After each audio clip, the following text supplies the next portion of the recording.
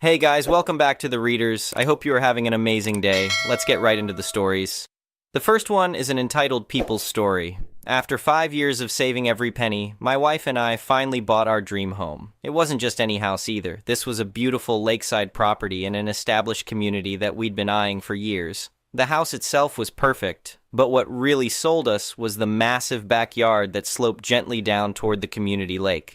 We could already picture ourselves hosting barbecues and watching sunsets from our future deck. During the closing process, our real estate lawyer made sure everything was crystal clear. The entire backyard, right down to the water's edge, was ours. The property survey showed our land extended all the way to the lake, and there were no easements or restrictions on our deed. We owned it all, free and clear. There was one thing we noticed during our walkthrough, a well-worn dirt path that cut across the very bottom corner of our property. Our realtor explained that neighbors had been using it as a shortcut to reach the community boat dock for years. Being new to the area and wanting to be good neighbors, we didn't see any problem with people continuing to use it. After all, it was just a small strip of land at the edge of our property. What we didn't know was that this seemingly innocent path would become the center of the biggest property dispute of our lives. About 3 weeks after we moved in, I was out in the backyard with a contractor, excitedly planning the multi-level deck we'd been dreaming about. This deck was going to be the crown jewel of our property, a beautiful space where we could entertain guests and enjoy those amazing lake views we'd fallen in love with. We were marking out the potential footprint when I heard the quiet hum of an electric motor approaching. I looked up to see a woman in her late 50s driving a golf cart directly toward us. The cart had a little sign on the front that read Community Patrol, and she was carrying a clipboard like she was conducting some kind of official business. She pulled up right next to us and immediately demanded to know what we were doing. I politely explained that we were the new homeowners and were planning to build a deck. I figured she was just being neighborly and checking in on the new residents. That's when she let out this dismissive little laugh that immediately put me on edge. She informed us in no uncertain terms that we absolutely could not build where we were planning. According to her, the location violated community setback requirements because it was within 15 feet of what she called the community access path. The contractor looked at me with confusion written all over his face. I felt this hot flash of anger rising in my chest, but I tried to stay calm and reasonable. I explained that according to our property survey, that path was actually on our land, so community setback rules wouldn't apply to our own property. That's when she really showed her true colors. She introduced herself as the Community Association president and told me in the most condescending tone possible that she'd been running things for 10 years. She claimed that path had been community property for longer than that and was the only way for dozens of families to access the boat dock. Then she played what she clearly thought was her trump card. She informed me that the board hadn't even processed our membership application yet, which meant we weren't officially members and had no rights in the community. She threatened that if we so much as put a shovel in the ground, she'd fine us daily and put a lien on our house before we could even finish unpacking. I was stunned. Here was this woman, standing on my property, telling me I couldn't use my own land because I wasn't part of her little club yet. The audacity was unbelievable. After she drove away in her ridiculous golf cart, I called our lawyer immediately. He reviewed our deed and survey again and confirmed what we already knew. We owned that land, path and all. There were no easements granting public access and no restrictions preventing us from building where we wanted. But wanting to follow proper procedures, we submitted our detailed deck plans to the association anyway. 2 weeks later, we received a formal rejection signed by the same woman who'd confronted us. The reason given was encroachment on community property, which was complete nonsense based on our legal documents. I decided to attend the next monthly association meeting to present our evidence. I brought notarized copies of our deed and the official property survey map, thinking that once everyone saw the facts, this would all be resolved quickly. I couldn't have been more wrong. When it came time for my presentation, the president immediately cut me off before I could even start speaking. She announced to the room that the issue had already been decided and the board would not endanger community access to the lake for the sake of one member's oversized deck. The other board members just nodded along like puppets, refusing to even look at the legal documents I'd brought. The whole thing was clearly orchestrated to shut me down without actually considering the facts. I left that meeting more frustrated than I'd ever been in my life. The retaliation started the very next day. I came home from work to find a bright orange violation sticker on our front door. Apparently, we were being fined $50 for improper storage of a garden hose. The hose was neatly coiled on a hose reel attached to the side of our house, exactly where it should be. That's when I realized this woman was on a complete power trip and had no intention of listening to reason or following the law. She was going to use her position to make our lives miserable until we gave up on our plans. But looking at that ridiculous violation notice and then at the path cutting across our property, I started to get an idea. If she wanted to play by the rules so badly, then I'd make sure we followed the rules to the absolute letter. I called our lawyer and had him draft a formal cease and desist notice.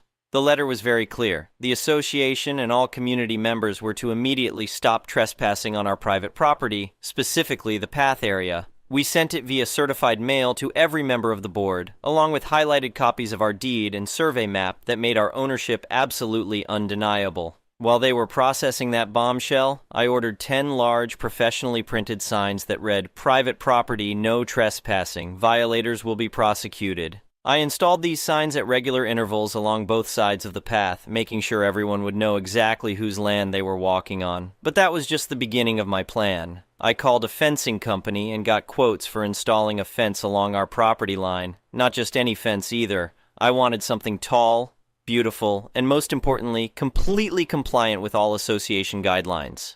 After reviewing the community rules, I found that wrought iron fencing was not only allowed but actually preferred for its elegant appearance.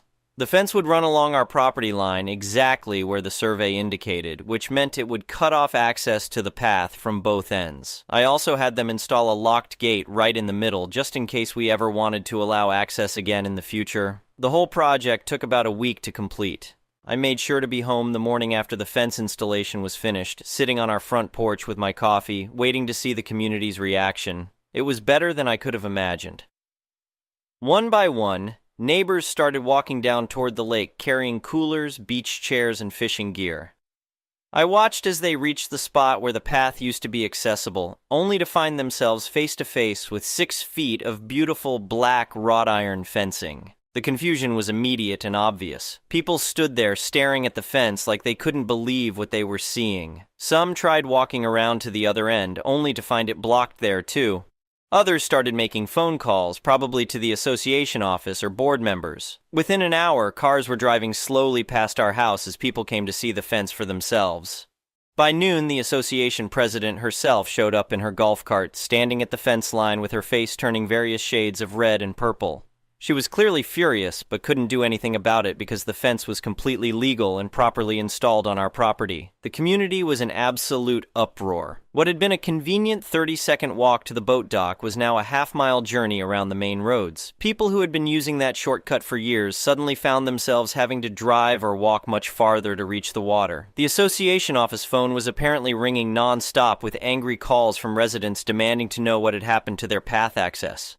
But here's the thing. Many of these same residents had heard our side of the story by then. When the drama first started, my wife had posted our legal documents on the community social media page, explaining exactly what was happening and why. So while some people were angry at us for blocking the path, just as many were furious with the association president for creating this mess in the first place. They realized that her arrogance and refusal to acknowledge our legal property rights had cost everyone their beloved shortcut. An emergency association meeting was called for the following week. This time, the room was packed with angry homeowners demanding answers from the board. The president tried to blame us for being unreasonable property owners, but several neighbors stood up with printouts of our survey map and defended our rights. One resident, who turned out to be a retired real estate attorney, gave an impromptu lecture on property law that left no doubt about who was legally in the right. Another neighbor pointed out that the association had created this problem by refusing to acknowledge clear legal documentation and trying to bully new residents. The board was completely cornered. Under enormous pressure from the community, they finally voted to formally acknowledge our property boundaries and issued a written apology for the misunderstanding. They immediately approved our deck plans without any modifications. The humiliation was apparently too much for the association president. She submitted her resignation the following week, citing personal reasons for stepping down.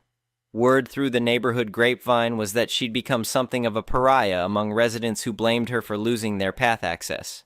but here's where the story gets really satisfying. Once our beautiful deck was completed, and it turned out even better than we'd originally planned, we decided to show some goodwill toward our neighbors. We unlocked the gate and placed a small, tasteful sign at the path entrance that read, "This path crosses private property, access graciously provided by the homeowners. Please be respectful." The response from the community was incredible. People started stopping by to thank us personally for reopening the path. Several neighbors brought welcome gifts and apologies for not speaking up sooner during the whole ordeal. We even got invited to a community barbecue where multiple people made toasts thanking us for fixing the association. The new association president reached out personally to introduce herself and assure us that the board would always respect property rights going forward. She also mentioned that they were reviewing all their procedures to prevent similar situations in the future. Our deck became the talk of the neighborhood, but for all the right reasons this time. We host regular gatherings where neighbors can enjoy the lake view, and we've become genuinely popular members of the community. People often comment that our little property dispute actually brought everyone together and improved how the association operates.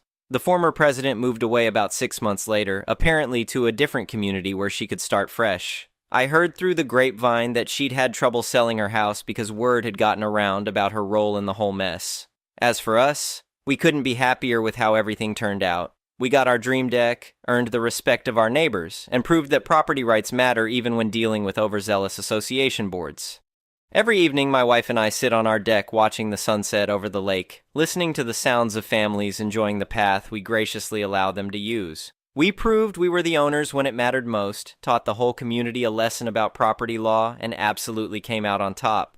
The whole experience taught me that sometimes the best way to deal with bullies is to use their own rules against them. When someone tries to intimidate you with threats and demands, the answer isn't always to back down or fight back directly. Sometimes the most effective response is malicious compliance, following the rules so completely and thoroughly that the bully has no choice but to admit defeat. That former association president thought she could push us around because we were new and didn't know how things worked in the community. She assumed we'd just accept her version of reality and abandon our plans rather than fight back. What she didn't count on was that we'd done our homework, knew our rights, and were willing to exercise those rights fully when pushed too far. The fence is still there, though we keep the gate unlocked most of the time now. It serves as a permanent reminder to everyone in the community about the importance of respecting property rights and treating neighbors fairly. And every time I see it, I smile remembering how we turned one woman's power trip into a victory for property owners everywhere. But the story doesn't end there. About 2 months after the former president resigned, we discovered just how deep her problems went. The new association board decided to conduct a thorough audit of the previous administration's activities. What they found was shocking. The former president had been operating like a dictator for years, making unilateral decisions without board approval and keeping poor records of her actions. They found dozens of violation notices that had been issued without proper documentation or board votes. Several homeowners came forward with stories of harassment and intimidation similar to what we'd experienced. One elderly couple had been threatened with liens over a garden gnome that allegedly violated community standards. Another family had been fined repeatedly for having children's toys visible in their yard. Most disturbing of all, the audit revealed that she'd been selectively enforcing rules based on personal vendettas. Families she liked could apparently do whatever they wanted, while those who questioned her authority faced constant scrutiny and harassment. She'd created a climate of fear where people were afraid to speak up about her behavior. The new board immediately invalidated dozens of questionable violations and refunded thousands of dollars in improperly assessed fines. They also implemented new policies requiring board approval for all enforcement actions and established an appeals process for disputed violations. Several affected homeowners approached us privately to thank us for standing up to her when they'd been too intimidated to fight back themselves. One neighbor told us that our fence incident had given everyone else the courage to finally speak out about years of abuse. The ripple effects continued for months. 3 other board members who'd been rubber stamping her decisions also resigned in embarrassment. The entire association underwent a complete restructuring with new leadership committed to fair and transparent governance. We also learned some interesting details about why she'd been so determined to control that path across our property. Apparently, she'd been telling people for years that she'd personally negotiated the community's access rights with previous property owners. Admitting that no such agreement existed would have exposed her as either incompetent or dishonest. Rather than acknowledge the truth about our property rights, she doubled down on her false claims and tried to bully us into submission. Her ego simply couldn't handle being proven wrong, especially by newcomers to the community. The legal fallout was significant too. Our lawyer informed us that several other property owners in the community had been dealing with similar boundary disputes and improper enforcement actions. Armed with the precedent from our case, they began pushing back against questionable association claims. One family discovered that the association had been claiming ownership of a strip of their front yard for landscaping purposes, despite having no legal basis for the claim. Another homeowner found out that mandatory community garden fees they'd been paying for years were actually funding improvements to the former president's personal property. The state attorney general's office even got involved after receiving multiple complaints about the association's practices. They launched an investigation into potential fraud and abuse of fiduciary duties. While I don't know all the details, we heard through neighborhood gossip that the former president had to hire her own attorney to deal with the inquiry. Our property value increased significantly after all the drama settled down. Having established clear, legally documented boundaries actually made our property more attractive to future buyers. The real estate agent who'd helped us purchase the house stopped by months later and mentioned that properties with well-defined boundaries and no association disputes were commanding premium prices. The deck project itself became something of a neighborhood showcase. We ended up hiring the same contractor to build a matching pergola and outdoor kitchen area the following spring. Other homeowners started requesting his information after seeing the quality of work on our property. But perhaps the most satisfying development was watching the community transform under new leadership. The new association president turned out to be a retired project manager who brought actual organizational skills to the role. She established regular communication with homeowners, created transparent budgeting processes, and focused on genuine community improvements rather than petty rule enforcement. They used some of the money that had been tied up in legal disputes to fund real improvements like playground equipment, landscaping around common areas, and maintenance of the boat dock that everyone actually used. The association went from being a source of fear and frustration to something people were genuinely proud to be part of. We started hosting quarterly deck parties that became unofficial community social events. People would bring food to share, and we'd provide the space and lake access. These gatherings helped build relationships between neighbors who'd previously been afraid to interact with each other under the old regime. The path across our property became a symbol of how things had changed. Instead of being a source of conflict, it represented cooperation and mutual respect. We installed subtle lighting along the walkway and added some landscaping that made it more attractive while clearly marking it as crossing private property. Several neighbors asked about potentially formalizing the path arrangement through a proper easement agreement. We considered it, but ultimately decided that the current informal arrangement worked better for everyone. It allowed us to maintain control while still being generous neighbors. The former president's house sat on the market for almost a year before finally selling at a significant loss. Potential buyers kept hearing stories about the previous association problems during their due diligence research. The new owners who eventually bought it turned out to be a lovely young couple who were thrilled to be joining such a reformed and welcoming community. We learned that she'd moved to a condo in a different state, apparently choosing to avoid any communities with homeowners associations altogether. I can't say I blame her for that decision, though I suspect her problems stemmed more from her attitude than from association governance in general. The whole experience taught us valuable lessons about standing up for our rights while still being good neighbors. We could have been vindictive and kept the path closed permanently, but choosing to reopen it once we'd made our point earned us far more goodwill than ongoing conflict would have. We also learned the importance of documentation in any property dispute. Having our survey, deed, and other legal documents readily available made all the difference when things escalated. Our lawyer emphasized that many property disputes could be avoided if people simply understood their actual legal rights versus what others claimed those rights were. The community Facebook page, which had been a source of drama and conflict under the old administration, became a positive space for sharing information and organizing neighborhood activities. People started posting about lost pets, recommending local services, and coordinating group activities rather than complaining about violations and threats. Looking back now, almost 2 years later, I'm grateful that the whole situation happened. Yes, it was stressful and frustrating at the time, but it ultimately led to positive changes that benefited everyone in the community. We went from being newcomers worried about fitting in to being respected, established residents who helped transform the neighborhood culture. Our deck remains the centerpiece of our property and our social life. We've hosted everything from intimate dinner parties to large community gatherings, always making sure our neighbors feel welcome to enjoy the space we fought so hard to create. The fence and gate serve as a lasting reminder of the importance of knowing your rights and being willing to defend them when necessary. But they also represent the power of choosing cooperation over continued conflict once you've made your point. Every morning when I have my coffee on the deck and watch neighbors walking peacefully down our path to the lake, I'm reminded that sometimes the biggest victories come not from destroying your opponents, but from forcing them to acknowledge reality and creating space for everyone to coexist respectfully. The former association president tried to tell us we had no rights on our own land simply because we weren't part of her club yet. So we maliciously complied by exercising our property rights so completely and thoroughly that she had no choice but to back down and eventually leave entirely. We proved we were the owners when it mattered most, taught the whole community a lesson about property law and good governance, and absolutely came out on top in every way that mattered. But more than that, we helped transform a community from one ruled by fear and arbitrary authority into one based on mutual respect and genuine cooperation. That legacy feels even more valuable than winning the original dispute about our deck location. The path is still there. The deck is better than we ever imagined, and our neighbors have become genuine friends rather than potential adversaries. Sometimes the best revenge really is living well and helping others do the same. The next one is a pro-revenge story.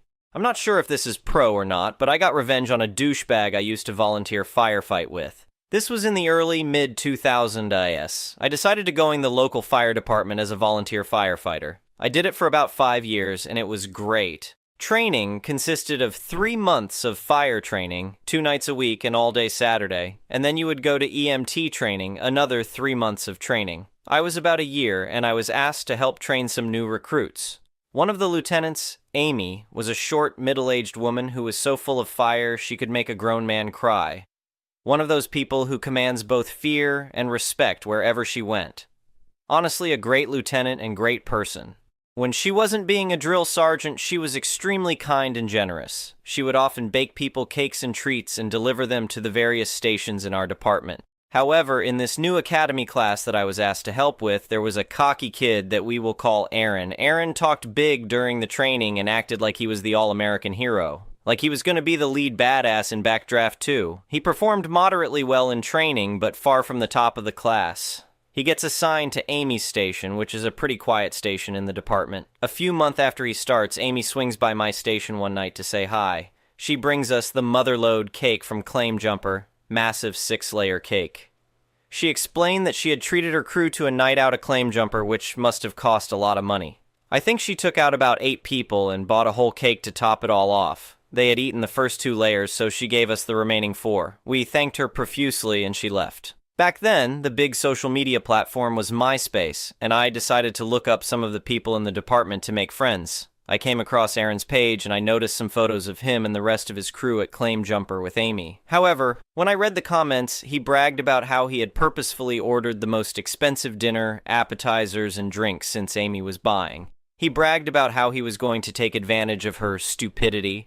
This alone pissed me off because she was doing this super nice and generous. What an ungrateful, selfish dick. Then I read the rest of his profile. He had videos and memes on his page glorifying himself as a badass firefighter, bragging about running into burning building and how he was such a hero. He was flirting with girls, blatantly trying to impress them with how brave he is.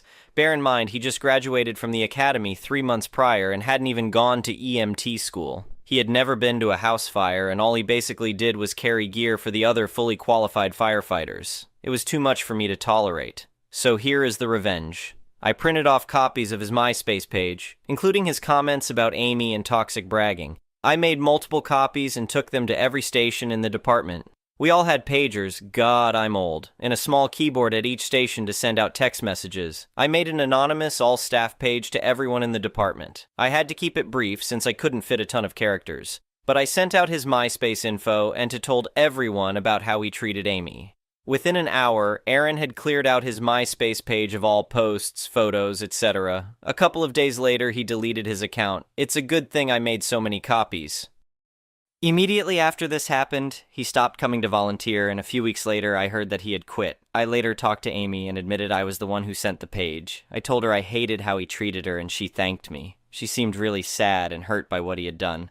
But being the tough, short lady that she was, she quickly got back into being an actual badass firefighter. She later started dating and married a fire chief that also helped at the academy. I've lost touch with her, but I hope she did well. She seemed pretty happy last time I saw her. Edit. I can't stop laughing about how this story ignited a firestorm about Claim Jumper's motherlode cake. The next one is a malicious compliance story. I'm a bridal consultant at a very popular bridal salon in my town. I have many years of experience and love what I do. Most of the bridal gowns in my shop are special order, meaning they must be ordered before they are made by the designer, and lead times can be anywhere from 4 weeks to 8.5 months. Not everyone knows this when they come shopping for a gown. That's the whole point of me being there. I make sure we can get the dress in time, any desired customizations or alterations are possible, and that the price is within the bride's budget. Well, when this particular bride and her mother stepped into the store, they went immediately to the racks and started ripping through the neatly hung gowns. I introduced myself, explaining that I would be their consultant for the appointment. This bride had a fairly short engagement, about 4.5 months, and I knew that only some of the gowns would be available in time. As I tried to explain to her and her mother the process, she sharply cut me off and told me to just let us shop and leave us alone. I was stunned to be spoken to so rudely, so I did as I was told. I left them alone. Even when I saw them looking at dresses twice her budget that wouldn't arrive until months after her wedding, I never took any of the gowns back to a dressing room or asked her if she'd like to actually try them on. Even after they stood by for a while, clearly waiting for me to take her back to the dressing rooms, I just continued on with my other work as if they didn't exist. Eventually, they realized that I had not intentions of acknowledging or helping them in any way, and they left without getting to try on any gowns. The owner asked me about it after they left, and I told her the whole story. She laughed and said, "Good for you. The next one is an entitled people story. So here it goes, another story from a tourist guide. This is a story from 2 years ago. Me and my GF had just started up our own tour company in Abisko in northern Sweden. And Abisko is almost as far north in Sweden you can go, right smack dab in the middle of nowhere, right next to nothing. And let me tell you, when you run the company, you get to interact with all the Karens and then some. One of our signature activities is called the Aurora BBQ. It's a tour where we first cook you a local traditional dinner and then go chasing for the auroras afterwards. The tour starts in Abisko at a local hotel, and we do provide pickup from a couple of other nearby hotels. The tour starts at 19 o'clock, and on this night at about 16 o'clock, this lady calls and says she has the Aurora BBQ booked for the evening, and she wonders if we can pick her up from her hotel. I ask for her name and find her in the booking system. She booked the tour a month or so earlier, and she didn't specify a pickup location, so we had assumed she would be coming to the starting point. Well, no matter, there is still plenty of time to add a pickup, or so I thought at least. So I proceed to ask her what hotel she is staying at. She says the name of a hotel I have never heard of before. This is a huge red flag, since there are exactly 5 hotels in Abisko and 2 more nearby, and that's it. So I ask her to repeat the hotel name. At this point, she gets a bit irate and says the name again and adds the information that it's right across from the train station and I should know where it is. And of course, there is no such hotel across from the train station in Abisko or anywhere near here. So I decide to look up the hotel, and a quick search later find the hotel, and it's indeed right across from the train station. Only thing is that this is a train station in Stockholm. Stockholm is 1,300 kilometers, about 740,000 bananas, from Abisko. The drive will take you over 14H on a good day. I of course tell her that the hotel is in Stockholm and we do not provide pickup from there. She immediately counters with, "But your website says you provide hotel pickup." Well, we do, but only for hotels in Abisko. She now offers to pay us for the pickup. Lady, it's a 14H drive and the tour starts in 3H. It's literally impossible for us to do the pickup even if we wanted to. Now she gets a bit upset and starts complaining that we are too far away and we should have told her we are that far away from Stockholm. Like seriously, Abisko is part of our company name. Our address is in Abisko. The starting point is listed as a hotel with Abisko in its name. We have a Google Maps plugin on our website displaying our location, Abisko. There is nothing to indicate we are anywhere else. Now she is getting quite puffy and proceeds to demand we refund her tour since we can't provide the pickup. Thing is, we only offer free cancellations 7 days before the start of the tour, and no refunds less than 24H before the start of the tour, and at this point, we have already started prepping her food for the tour, so of course we are not going to refund her tour at this point. She was not happy at all to hear this, and demands to talk to my supervisor. Well, me and my GF phone and run this company, so I don't have a supervisor. She then proceeds to tell me we have terrible customer service. She is happy she won't have to go on a tour with us. A hangs up. Predictably, she did not show up for the tour. We did get an angry email demanding a refund and threatening us with legal action if we didn't refund her tour. We told her to buzz of, and we have not heard anything since. I am mostly curious about how she found us because I checked and the reservation came from our own website. Do people not at all check where things are when booking stuff, or do they just assume it will work out somehow? And if she had at least contacted us the day before, we could at least have provided a partial refund, but at the point when the meat has been defrosted, that train has left.